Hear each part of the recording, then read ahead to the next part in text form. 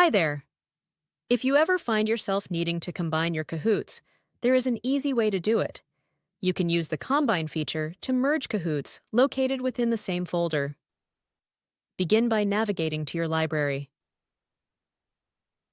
When you are there, make sure to select at least 2 Kahoots you want to combine.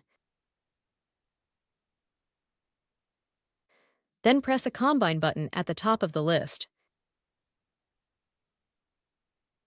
You will then be asked to provide a new title for your combined Kahoot. You can also add a description, which is optional. It's important to remember that the new Kahoot will be a duplicate, so you won't lose access to the previous versions. To finish the process, click Create.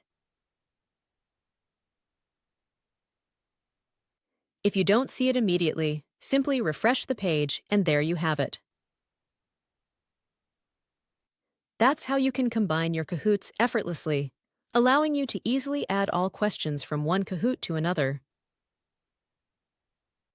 For times when you don't need to combine entire Kahoots but instead want to add selected questions from the game to another, consider using Question Bank feature. Thank you for watching. Please remember to leave a comment, give us a thumbs up, and subscribe. Enjoy Kahooting!